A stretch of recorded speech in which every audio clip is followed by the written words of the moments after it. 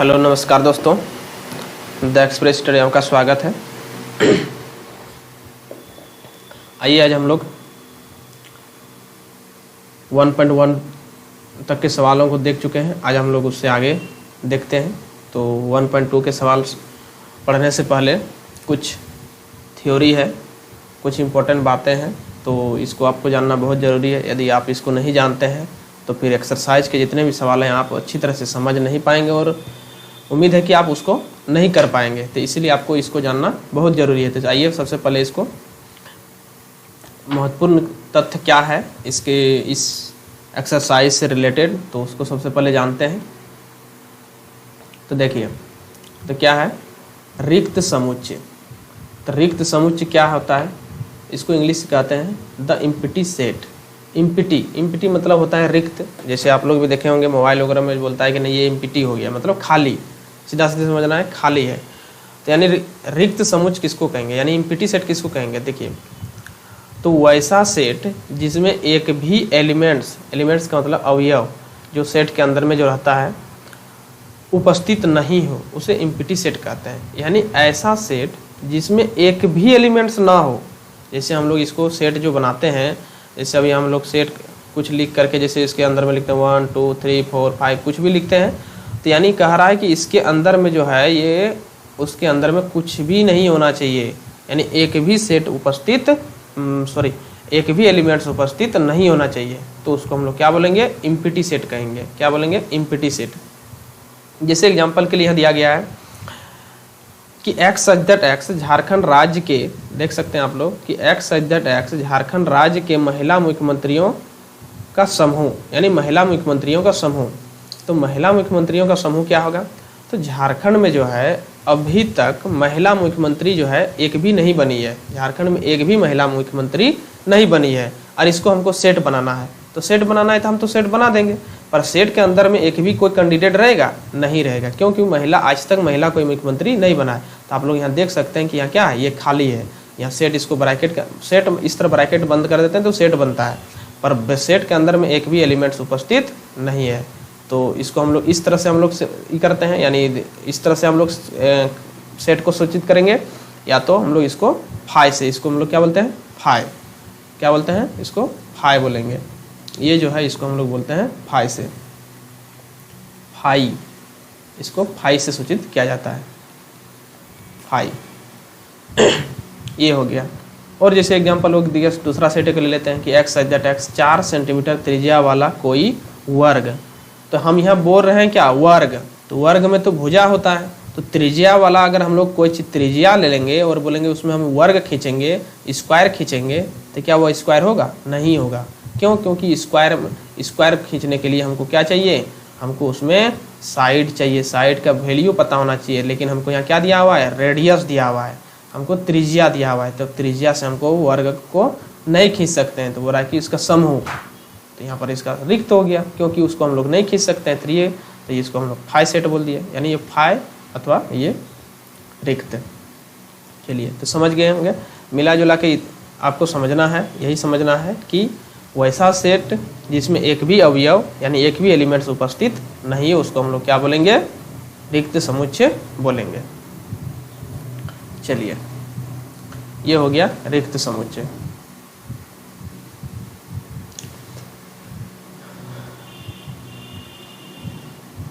Next है, आप देख सकते हैं अगला है परिमित समुच्चय, यानी इसको बोलते हैं फिनिट सेट्स, और एक होता है अपरिमित समुच्चय, इनफिनिट सेट्स। तो सबसे पहले समझते हैं कि परिमित सेट किसको कहेंगे, परिमित समुच्चय यानी फिनिट सेट्स किसको कहेंगे। तो आप लोग देख सकते हैं कि जिस सेट में अवयवों यानी एलिमेंट्स की संख्या निश्चित हो उसे फिनिट सेट्स कहते हैं। यानी जिसमें अगर कोई भी सेट हो, सेट तो बहुत होता है, असंख्य है, अनगिनत है, अनलिमिटेड, तो हम उसको अगर सेट के अंदर में अगर काउंटिंग कर सकते हैं, लिमिट हो, यानी अगर डिफिनिट हो, यानी उसमें एलिमेंट्सों की संख्या अगर डिफिनिट हो, तो हम लोग उसको क्या बोलेंगे, फिनिट सेट्स कहेंगे। यानी जिस सेट में अवयवों की संख्या क्या हो, निश्चित हो, डेफिनिट, तो उसको हम लोग फिनिट सेट्स कहेंगे। जैसे यहाँ 1 2 3 4 5 6 7 8 तक है, उसके बाद तो यहाँ पर नहीं है, तो इसका मतलब ये क्या है, निश्चित है, निश्चित डाटा है। बी नंबर में भी देख सकते हैं A B C D E F F तक है, तो इसमें भी एक निश्चित है, इसमें भी एक निश्चित है, इसलिए हम लोग इसको क्या बोलेंगे, परिमित सेट बोलेंगे। यानी सीधा सीधी आप समझना है कि यदि इस जिसमें अगर निश्चित हो, एलिमेंट्सों की संख्या अगर निश्चित हो तो उसको हम लोग क्या बोलेंगे, परिमित सेट बोलेंगे, यानी फिनिट सेट्स बोलेंगे, परिमित समुच्चय। चलिए उसके बाद है अपरिमित समुच्चय, इनफिनिट सेट्स।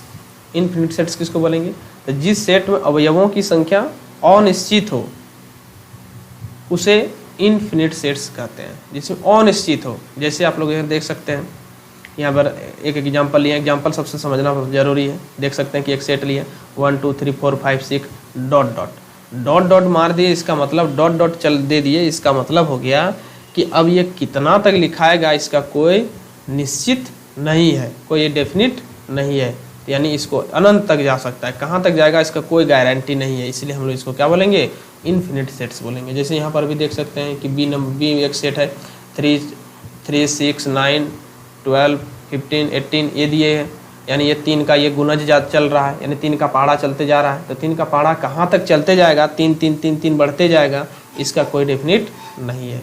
यानी जिसका कोई निश्चित ना हो तो उसको हम लोग बोलेंगे अपरिमित समुच्चय, और जो अगर निश्चित हो तो उसको बोलेंगे परिमित समुच्चय।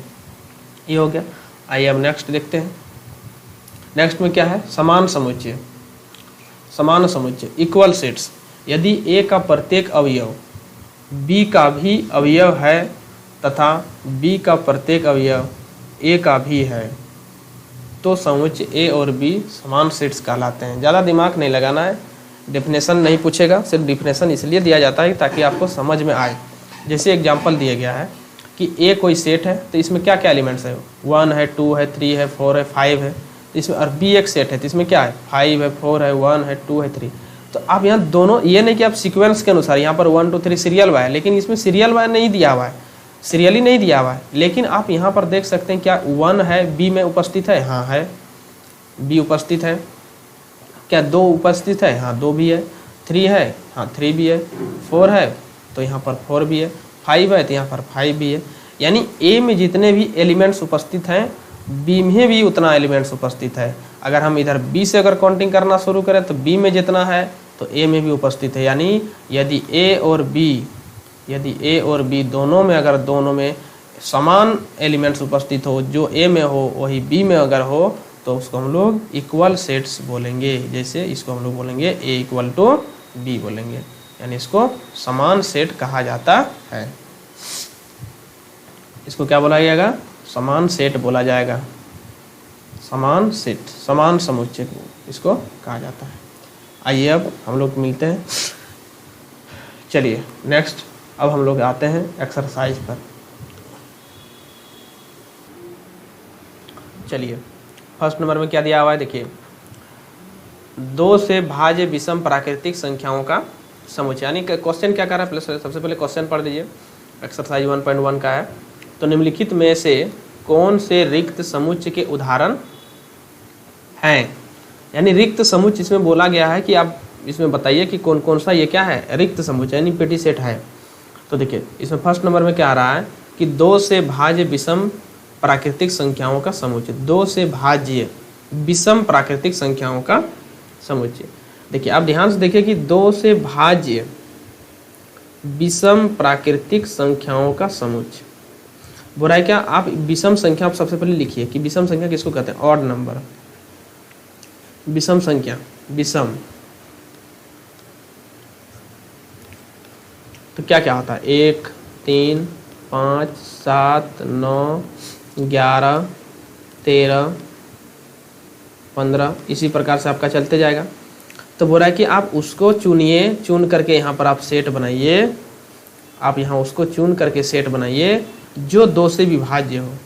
तो 2 से आप चुनिए कि कोई भी ऐसा वर्ड नंबर है, ऑड नंबर है जो 2 से विभाज्य होगा, नहीं, ऑड नंबर 2 से विभाज्य होता ही नहीं है। लेकिन यहाँ कह रहा है कि आप उसका सेट बनाइए चुन करके। तो हम सेट बनाएंगे तो क्या ये इसमें एक भी एलिमेंट्स आएगा, यहाँ से नहीं आएगा। तो यानी इसका मतलब क्या हुआ, ये एक रिक्त समुच्चय है। यानी कि हम लिख सकते हैं कि रिक्त समुच्चय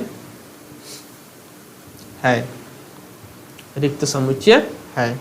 क्यों हुआ तो समझ गए कि इसमें ऑड नंबर बोल रहा है कि अगर 2 से डिवाइड होना चाहिए, तो ऑड नंबर तो 2 से डिवाइड होगा नहीं। चलिए सेकेंड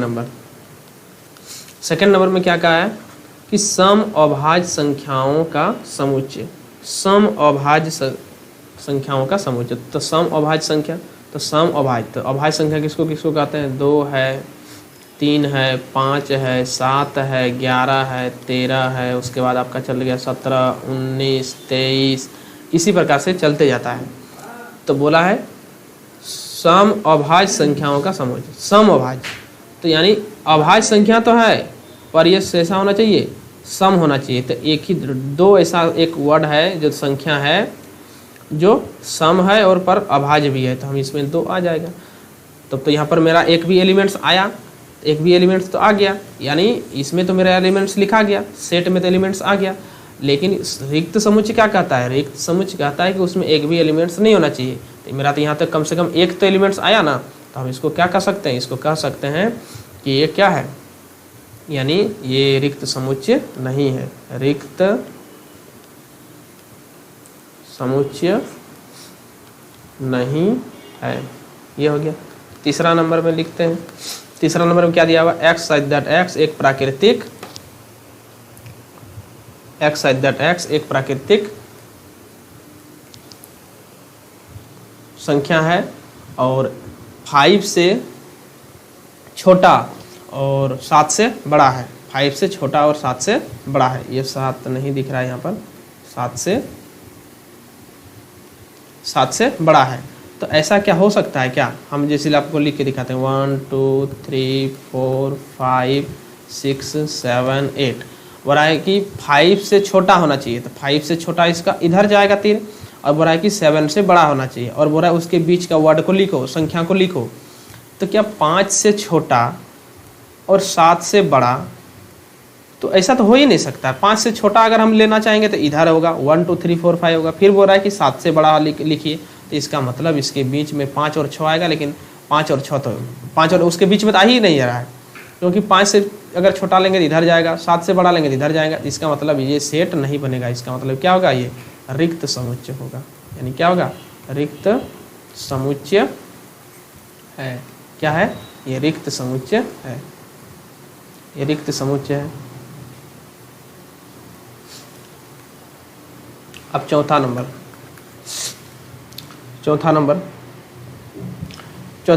बोल रहा है कि किन्हीं 2 समांतर रेखाओं के उभयनिष्ठ बिंदु, यानी 2 कोई अगर पैरेलल लाइन है तो उसका बोल रहा है कि कोई उभयनिष्ठ बिंदु, तो मान रहे हैं कि 2 लाइन ऐसे ड्रॉ कर दिए, मान लो 2 लाइन ऐसे जा रहा है, तो बोल रहा है कि ऐसा पॉइंट यहाँ पर लो जहाँ पर कहीं पर कट करता है, तो उसका पॉइंट बताओ कितना पॉइंट हो सकता है।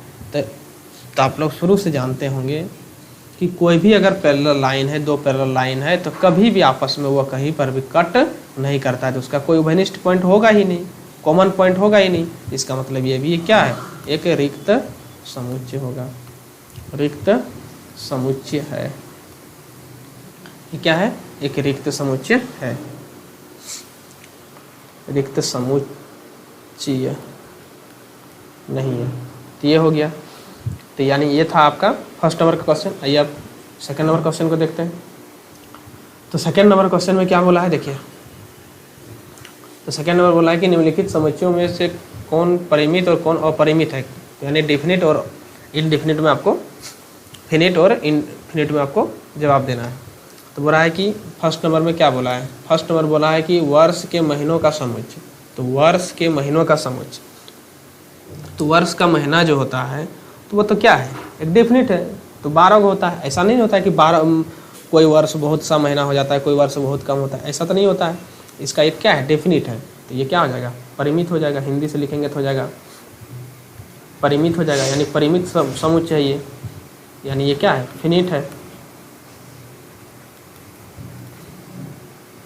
चलिए सेकंड नंबर बोला 1 2 3 4 डॉट डॉट मार दिया है, तो ये कैसा सेट है? तो ये तो इसका कोई डेफिनिट नहीं है, कहाँ तक जाएगा ये तो इसमें लिखा हुआ नहीं है। यानी 1 2 3 डॉट मार दिया है, इसका मतलब ये चलते जाएगा, कहाँ तक जाएगा इसका कोई नहीं है। इसका मतलब ये क्या कैसा सेट है? अपरिमित सेट है, यानी इनफिनिट सेट है, इनफिनिट सेट है, इनफिनिट सेट है।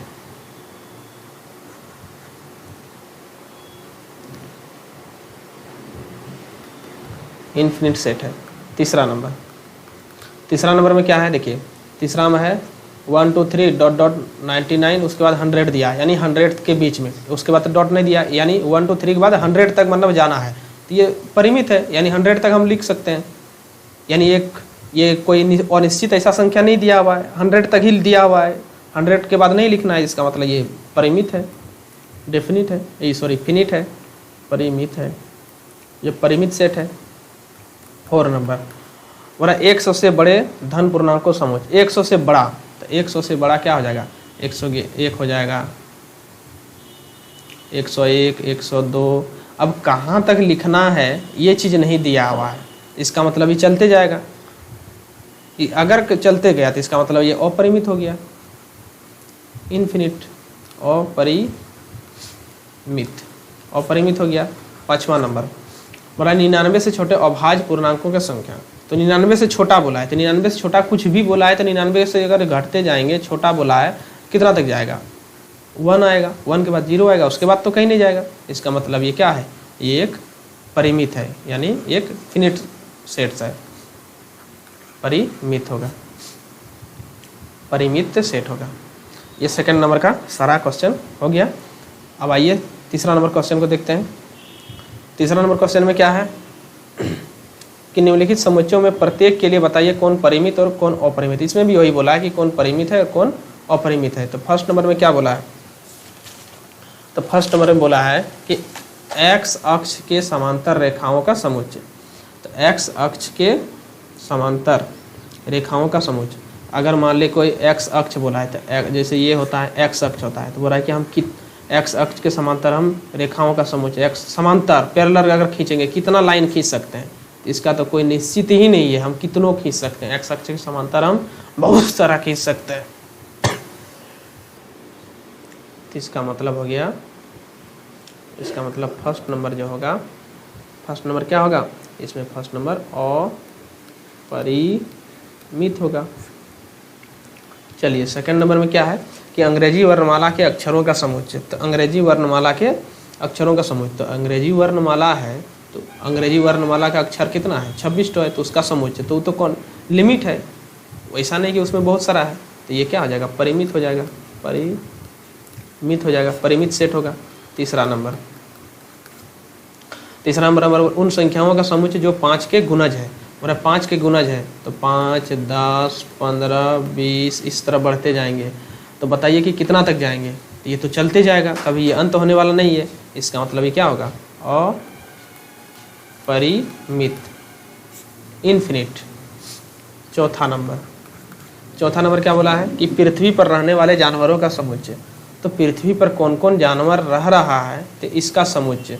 तो इसका समुच्चय देखिए, ऐसा आप लोग को लगता होगा कि अपरिमित, पर हम लोग के पास ये डाटा नहीं है, लेकिन ये सरकार के पास ये डाटा है, यानी ये एक निश्चित डाटा सरकार के पास कौन कौन सा जानवर है, नहीं है, कहाँ पर कितना जानवर रहता है, नहीं, जैसे सरकार के पास ये डाटा पूरा है।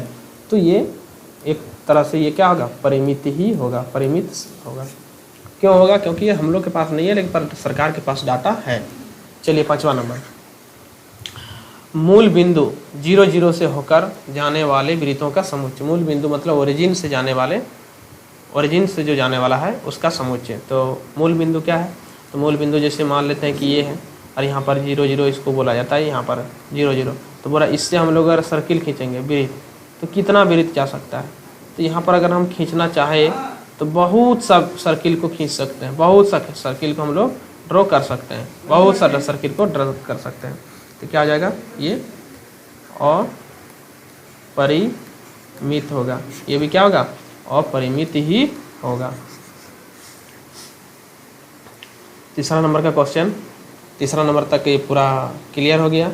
उम्मीद करते हैं कि आप लोगों को पूरा अच्छी तरह से समझ में आ गया होगा। यदि आप लोगों को कहीं कोई दिक्कत हो तो आप लोग ज़रूर कमेंट करके बताएं, और आप लोगों को वीडियो कैसे लगा तो आप लोग भी कमेंट करके बताइएगा कि कैसे लगा। यदि आप लोगों को कुछ समझने में कहीं कोई समस्या हो, प्रॉब्लम हो, तो आप लोग कमेंट करके बताइए, मैं अगले बार से और बेहतर तरीक़ा से समझाने का प्रयास करूँगा। आइए मिलते हैं नेक्स्ट वीडियो में, तब तक के लिए जय हिंद। स्वागत है।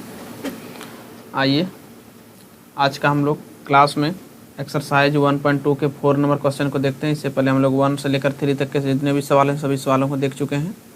तो आइए 4 नंबर क्वेश्चन में क्या है, देखिए, निम्नलिखित में बतलाइए ए बराबर बी है अथवा नहीं है। मतलब इसमें बताना है कि दोनों इक्वल है या नहीं है। तो इसमें क्या करना है, तो इससे पहले हम लोग पढ़ चुके हैं कि बराबर समुच्चय जो होता है, इक्वल समुच्चय हम किसको कहते हैं, इक्वल सेट किसको कहते हैं, जब दो सेट दिया हुआ हो और दोनों सेट में दोनों जगह अवयव जो है, एलिमेंट्स जो है अगर समान रहता है, एलिमेंट्स अगर ए और बी का दोनों का एलिमेंट्स अगर दोनों जगह मैच कर रहा है तो हम उसको क्या बोलेंगे, बोलेंगे समान समुच्चय है, यानी ए और बी क्या है, दोनों बराबर है। तो आइए हम लोग फर्स्ट नंबर को सबसे पहले देखते हैं। तो फर्स्ट नंबर में क्या है, तो फर्स्ट नंबर में दिया हुआ है ए इक्वल टू दिया हुआ है ए बी सी डी, और इधर बी दिया हुआ है, बी को नीचे लिख देते हैं, बी दिया हुआ है डी सी बी ए दिया हुआ है। तो आप यहाँ पर ध्यान से देखिए, सबको मैच कीजिए कि दोनों में क्या बराबर है, दोनों में एलिमेंट्स क्या उपस्थित है। जे अब ए का एलिमेंट देखिए, तो ए में ए उपस्थित है, बी में उपस्थित है, हाँ यहाँ पर है, बी ए में बी उपस्थित है, क्या इसमें उपस्थित है बी में, तो हाँ यहाँ पर भी बी उपस्थित है। अब इसके बाद सी देखिए, यहाँ सी है तो यहाँ पर भी सी देखिए, यहाँ पर भी सी है, यहाँ पर डी है, ए में डी है तो बी में भी डी है। तो इसका मतलब दोनों में क्या है, दोनों में समान है। तो इसलिए हम लिख देंगे कि ए इक्वल टू बी है, हो गया, क्योंकि दोनों में समान है। चलिए अब सेकंड नंबर में देखते हैं। Second number question, second number में क्या दिया हुआ है, ए इक्वल टू दिया हुआ है 4 8 12 16, ये दिया हुआ है। और सेट बी में क्या दिया हुआ है, इधर दिया हुआ है सेट बी, यहाँ दिया हुआ है 8 4 16 18, ये चीज़ दिया हुआ है। तो आप दोनों को मैच करिए। तो ध्यान से अगर देखेंगे तो आप देख पाएंगे कि यहाँ पर 4 उपस्थित है, यहाँ पर भी 4 उपस्थित है, यहाँ पर 8 है तो यहाँ पर भी 8 है, यहाँ पर इसमें सेट फर्स्ट में ए में दिया हुआ है 12, तो यहाँ पर तो 12 उपस्थित नहीं है, यहाँ पर 16 है तो यहाँ पर भी 16 है, पर यहाँ 12 है, यहाँ 12, सेट बी में 12 उपस्थित नहीं है। और इसके बाद यहाँ पर 18 है, पर इसमें ए नहीं, 18 उपस्थित ए में नहीं है, तो इसलिए क्या है, ये दोनों बराबर नहीं है। तो हम लिख सकते हैं कि 12 जो है सेट ए में बिलोंग्स कर रहा है, मतलब ए सेट ए में है, बट लेकिन जो यहाँ पर 12 जो है सेट बी में नहीं है। ये चीज़ हो गया, कारण दे दिए। और क्या है, ये 18 जो है नीचे में आप देख सकते हैं कि 18 आपका बी में उपस्थित है, यानी 18 जो है बी में उपस्थित है, पर but 18 a not belongs to A, मतलब ये इसमें नहीं बिलोंग्स कर रहा है। इसीलिए हम लिख सकते हैं, इसीलिए ए नॉट इक्वल टू बी, ये हो गया। चलिए तीसरा नंबर देखते हैं। तीसरा नंबर में क्या दिया हुआ है, तीसरा नंबर में दिया हुआ है ए इक्वल टू 2 4 6 8 10, ये चीज़ दिया हुआ है। बी में क्या दिया हुआ है, देखिए यहाँ पर 3 में ये चीज़ दिया हुआ है, और बी में यहाँ क्या दिया हुआ है, आपका भाषा में दिया हुआ है एक्स दैट एक्स सम धन पूर्णांक है, और ये क्या है 10 से छोटा है, 10 के बराबर है, मतलब 10 से छोटा है, सम धन पूर्णांक। सम धन पूर्णांक का मतलब हो गया, यहाँ पर देख सकते हैं पॉजिटिव इवन इंटीजर नंबर, और लेस देन 10 मतलब पॉजिटिव इंटीजर नंबर है, यानी वो 10 से छोटा है पर सम है। तो सम क्या क्या होगा, 2 है, 2 होगा, उसके बाद क्या होगा 4 होगा, उसके बाद 6 होगा, उसके बाद 8 होगा, उसके बाद क्या होगा 10 होगा। 10 से आगे बढ़ेंगे नहीं, क्योंकि यहाँ पर बोला गया है कि लेस देन 10, मतलब 10 लेस देन इक्वल टू का मतलब 10 भी होगा, पर 10 से ज़्यादा नहीं हम ले सकते हैं। तो ये हो गया, तो यानी 10 से इतना हो गया। अब दोनों मैच कीजिए, क्या दोनों में बराबर है, तो यहाँ पर 2 है, ऊपर पहला में 2 है, यहाँ पर भी 2 है, 4 है 4 है, 6 है 6 है, सब दोनों बराबर है। तो हम लिख देंगे इसीलिए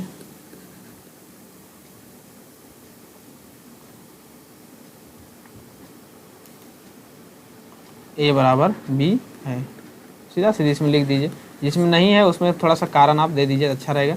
चौथा नंबर आप देख सकते हैं कि यहाँ लिखा हुआ है ए में क्या दिया हुआ है, ए में लैंग्वेज दिया हुआ है, तो क्या होगा एक्स दैट एक्स 10 का एक गुणज है, 10 का गुणज है, इसका मतलब 10 होगा, 20 होगा, 30 होगा, 40, इसी तरह से चलते जाएगा। और इसका बी क्या दिया हुआ है, बी दिया हुआ है यहाँ पर देख सकते हैं 10 15, यहाँ दिया हुआ है 10 15 20 25 30, इसी प्रकार से बढ़ रहा है। तो बोल रहा है कि दोनों बराबर है या नहीं बराबर। तो यहाँ पर दोनों में देखिए कि दोनों में एलिमेंट सेम है, तो नहीं है। क्यों नहीं है, देखिए यहाँ पर जो है,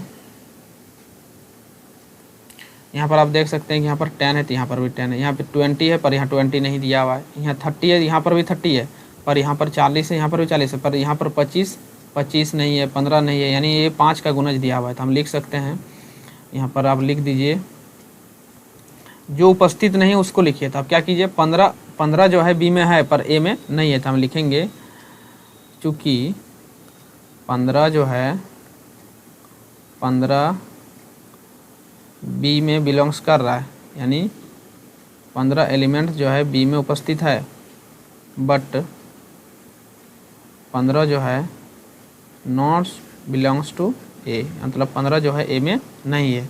और क्या नहीं है, आप यहाँ देख सकते हैं 25 जो है, तो आप लिख सकते हैं 25 एलिमेंट्स जो है ये बी में उपस्थित है, बट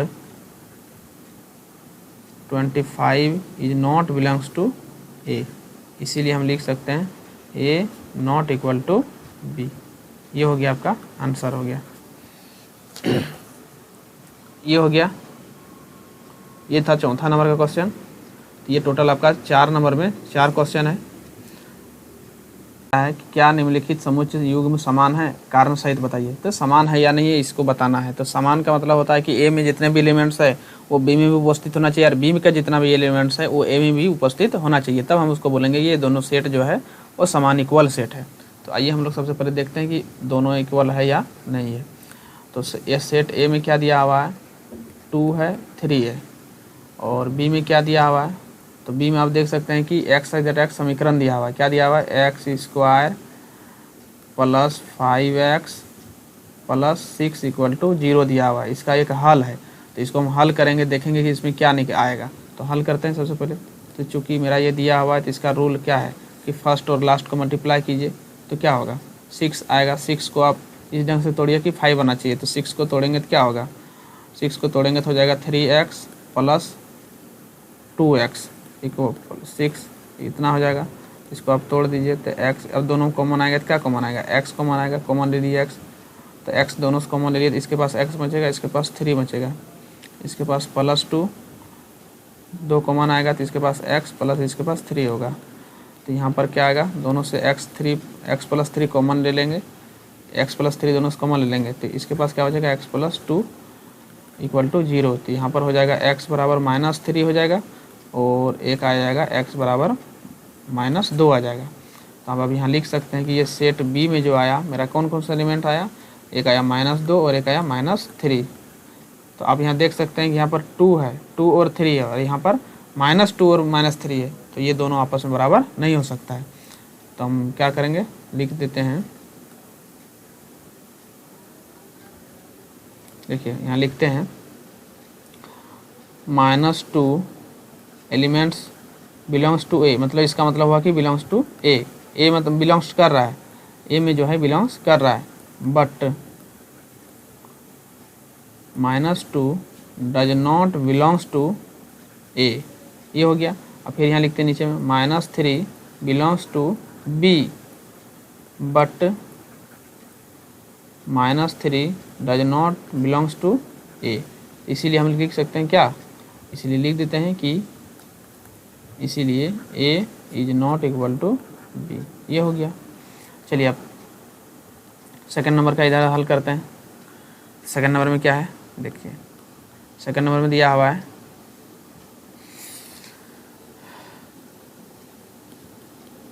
सेकंड नंबर दिया है एक्स दैट एक्स फॉलो का एक अक्षर है, तो इसका एक सेट बनाना है। तो फॉलो दिया हुआ है, तो सेट बनाएंगे। सेट का रूल क्या है कि आप अगर कोई वर्ड अगर रिपीट हो रहा है तो उसको कोई अगर डिजिट, अगर कोई अक्षर अगर रिपीट हो रहा है तो उसको नहीं लिखना है, तो एफ को लिखते हैं, उसके बाद ओ लिखते हैं, एल डबल है तो उसको सिंगल लिखना है, उसके बाद फिर ओ तो लिख चुके हैं, अब क्या लिखेंगे, डब्लू लिखेंगे। अब फिर बी लिखते हैं, तो बी में क्या है, वुल्फ है, तो वुल्फ का एक सेट बनाना है, तो डब्लू है, ओ है, उसके बाद एल है, उसके बाद एफ है। अब दोनों में आप ध्यान से देखिए कि दोनों इक्वेशन जो है, दोनों इक्वेशन में क्या, सॉरी दोनों सेट में जितने भी एलिमेंट्स के इक्वल है, हाँ तो यहाँ एफ है फर्स्ट में, तो यहाँ पर भी एफ है, ओ यहाँ पर है ए में, तो बी में भी ओ है, एल भी यहाँ पर भी है, तो यहाँ पर भी डब्लू यहाँ पर है, तो बी में भी डब्लू है, तो यानी ऑल सभी उपस्थित है। तो हम लिख देते हैं ए इक्वल टू बी है। ये था आपका 5 नंबर का क्वेश्चन। आइए अब हम लोग अगले क्वेश्चन को देखते हैं, तब तक के लिए आप सभी को जय हिंद। आइए हम लोग 6 नंबर क्वेश्चन को देखते हैं।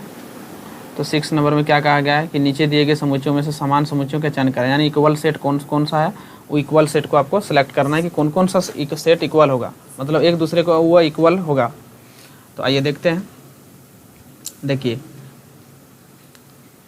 ए में क्या क्या है, यहाँ 2 है, 4 है, 8 है, 12 है, तो अब ए के इक्वल कोई होगा, 2 2 4 8, तो ए का इक्वल कोई नहीं है, तो यानी ए का इक्वल कोई नहीं है, ए को क्रॉस कर दिए।